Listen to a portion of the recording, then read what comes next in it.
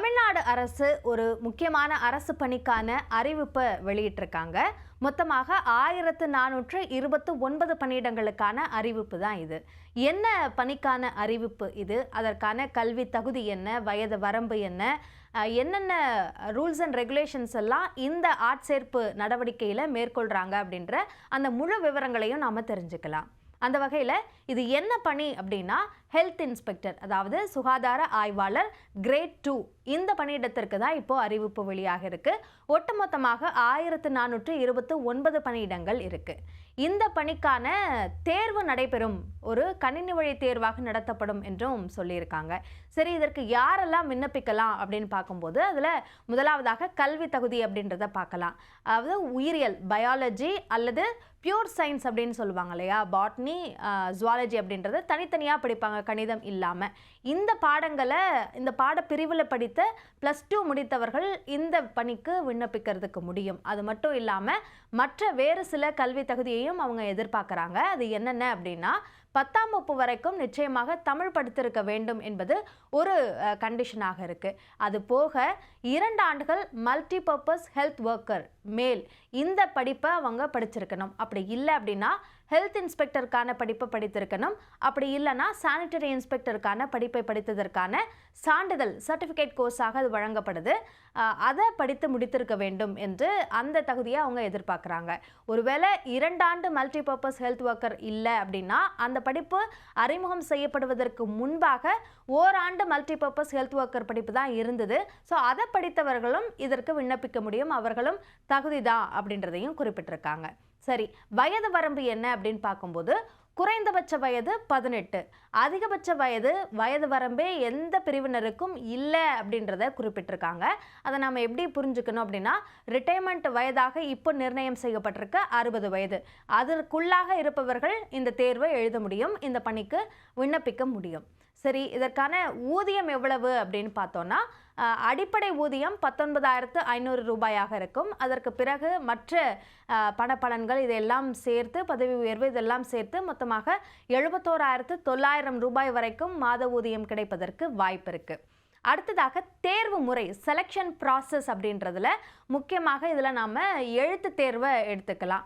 எழுத்து தேர்வுக்கு தேதி அறிவிக்கப்படலை, ஆனால் இது எழுத்து தேர்வுனா கணினி வழி தேர்வாக நடத்தப்படும் அப்படின்னு சொல்லியிருக்காங்க. 2 விதமான தேர்வுகள் இருக்குது. முதலாவதாக தமிழ் தகுதி தேர்வு. தமிழ்நாடை பொறுத்த வரைக்கும் அரசு பணிகளுக்கு சேருபவர்கள் ஆசிரியர் தகுதி தேர்வுகளாக இருந்தாலும் சரி, ஆசிரியர் தேர்வு வாரியம் நடத்த தேர்வுகளாக இருந்தாலும் சரி, டிஎன்பிஎஸ்சி நடத்த தேர்வுகள் எல்லாத்துலேயுமே தமிழை அவங்க தெரிஞ்சிருக்கணும். அப்போ தான் அவங்களுக்கு அரசு பணி என்ற ஒரு விதிமுறையை கொண்டு வந்திருக்காங்க. அந்த அடிப்படையில் இந்த தேர்வுக்கும் தமிழ் தகுதி தேர்வு இருக்குது. 50 மதிப்பெண்களுக்கு அந்த தேர்வு நடத்தப்படும் அப்படின்னு சொல்லியிருக்காங்க. கணினி வழி தேர்வுக்காக என்ன தேதியை நீங்கள் தேர்வு பண்ணுறீங்களோ அதற்கு முன்பாக இந்த தமிழ் தகுதி தேர்வு நடத்தப்படும் என்று அதிலையும் குறிப்பிட்டிருக்காங்க. சரி, அடுத்ததாக கணினி வழி தேர்வு. இப்போ தமிழ் தகுதி தேர்வை எழுதியிருந்தாலும் அதில் தேர்ச்சி பெற்றிருக்க வேண்டியது கட்டாயம். அப்படி தேர்ச்சி பெற்றிருந்தால்தான் கணினி வழி தேர்வு என்பதற்கான அந்த தாளையை திருத்தும் அந்த நடைமுறைக்கே போவாங்க. அதனால் அது முக்கியம். ஆனால் அந்த அடிப்படையில் பணி வாய்ப்பு வழங்கப்படாது. கணினி வழி தேர்வு பொறுத்த வரைக்கும் 100 மதிப்பெண்களுக்கு இந்த தேர்வு நடத்தப்படும் அப்படின்னு சொல்லியிருக்காங்க. 2 மணி நேரம் அந்த தேர்வு நடத்தப்படும். தமிழ் தகுதி தேர்வு பொறுத்த வரைக்கும் 1 மணி நேரம் அந்த தேர்வு நடத்தப்படும் அப்படின்னு சொல்லியிருக்காங்க. கணினி வழி தேர்வை பொறுத்த வரைக்கும் ஒட்டுமொத்தமாக விண்ணப்பிக்கிற எல்லாருக்கும் ஒரே சமயத்தில் தேர்வு நடத்தப்படாது. வெவ்வேறு செஷன்ஸ், மல்டிபிள் செஷன்ஸில் நடத்தப்படும். அதனால இதோட மதிப்பெண்களை நார்மலைஸ் பண்ணுவாங்க. பொதுவாகவே இப்போ ஜேஇ நுழைவுத் தேர்வு இந்த மாதிரியான தேர்வுகள் எல்லாம் எடுத்துக்கிட்டோம் அப்படின்னா அதற்கு வெவ்வேறு செஷன்ஸில் அந்த தேர்வுகள் நடத்தப்படும் போது ஒரு கடினத்தன்மை வெவ்வேறாக மாறுபடுவதற்கு வாய்ப்பு இருக்குது. அதனால் நார்மலைசேஷன் அப்படின்றத ஒன்று செஞ்சு அந்த அடிப்படையில் தான் உங்களுக்கு மதிப்பெண்களை வெளியிடுவாங்க. அது என்ன நடைமுறையில் வெளியிடப்படும், அந்த நார்மலைசேஷன் செய்யப்படும் என்பதற்கான அந்த தகவலையும் நோட்டிஃபிகேஷனில் தெளிவாக கொடுத்துருக்காங்க. குறிப்பாக இந்த பணிக்கு கோவிட் காலத்தில் அரசு மருத்துவமனைகளில் பணியாற்றியவர்களுக்கு சிறப்பு மதிப்பெண் வழங்கப்படும் அப்படின்னு குறிப்பிட்டிருக்காங்க.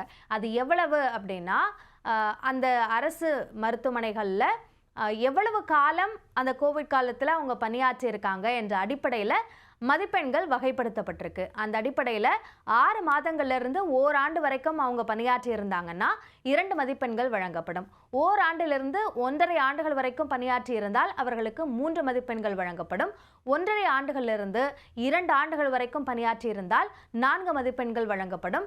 2 ஆண்டுகளுக்கு மேல் அவர்கள் பணியாற்றி இருந்தால் 5 மதிப்பெண்கள் அவர்களுக்கு வழங்கப்படும் அப்படின்னும் சொல்லப்பட்டிருக்கு. இதில் குறிப்பாக அந்த கோவிட் காலத்தில் அவர்கள் ஆற்றிய அந்த சேவைக்கான ஒரு வெகுமதியாக இந்த சிறப்பு மதிப்பெண்கள் வழங்கப்படுது அப்படின்னு சொல்லப்பட்டிருக்கு. நான் ஏற்கனவே சொன்ன மாதிரி அந்த தமிழ் தகுதி தேர்வு என்பது ஒரு தகுதிக்கான தேர்வு தான். ஒட்டுமொத்தமாக இந்த தரவரிசை பட்டியல், இந்த தேர்வுக்கு பிறகாக தயாராகக்கூடிய அந்த தரவரிசை பட்டியல் என்பது அந்த கணினி வழி தேர்வினுடைய மதிப்பெண்களின் அடிப்படையிலையும் இந்த இன்சென்டிவ் மதிப்பெண்கள் இதையும் சேர்த்து ஒட்டுமொத்தமாக அந்த தரவரிசை பட்டியல் வெளியிடப்படும்.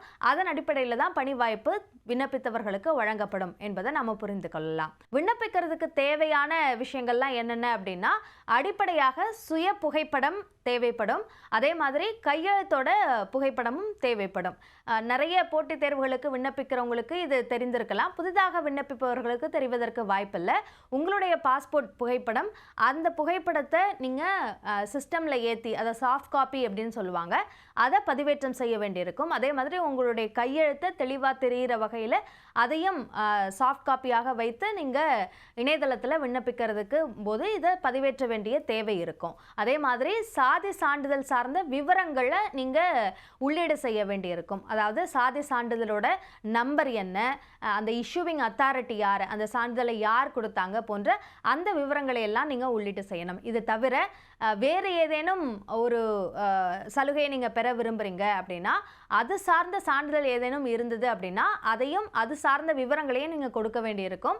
இது எல்லா ப்ராசஸும் தேர்வுகள் எல்லாம் முடிந்து அதற்கு பிறகு சான்றிதழ் சரிபார்ப்புக்காக நீங்கள் அழைக்கப்படுவீங்க. அப்போ இந்த ஒரிஜினல் அசல் சான்றிதழ் அனைத்தையும் நீங்கள் காண்பிக்க வேண்டிய தேவை இருக்கும். அதனால் சரியான தகவல்களை நீங்கள் உள்ளீடு செய்ய வேண்டியது அவசியமாக இருக்கும். விண்ணப்ப கட்டணத்தை பொறுத்த வரைக்கும் எஸ்சி, எஸ்சிஏ, எஸ்டி இந்த பிரிவுகளைச் சேர்ந்தவர்களுக்கு 300 ரூபாய், மற்றவர்களுக்கு 600 ரூபாய் விண்ணப்ப கட்டணமாக இருக்கும். விண்ணப்ப அவகாசத்தை பொறுத்த வரைக்கும் அக்டோபர் 27ஆம் தேதியிலிருந்து நவம்பர் 16ஆம் தேதி வரைக்கும் விண்ணப்பிக்கலாம். விண்ணப்பிக்கிறதுக்கான இணையதளம், அதே மாதிரி இந்த தேர்வு, இந்த அறிவிப்பு சார்ந்த கூடுதல் விவரங்களை தெரிஞ்சுக்கிறதுக்கு www.mrb.tn.gov.in என்ற இந்த இணையதளத்தில் போய் விண்ணப்பிக்க முடியும். தேர்வர்கள் இந்த இணையதளத்தில் போய் அதற்கான நோட்டிஃபிகேஷன் கொடுக்கப்பட்டிருக்கு. அந்த நோட்டிஃபிகேஷனை முழுமையாக படித்து தெரிந்து கொண்டு நீங்கள் தகுதியா அப்படின்றத முதல்ல தெரிஞ்சுக்கணும். அதற்கு பிறகு விண்ணப்பிக்கிறதுக்கு என்னென்ன அம்சங்கள்லாம் தேவைப்படுது அப்படின்றத தெரிஞ்சுக்கணும்.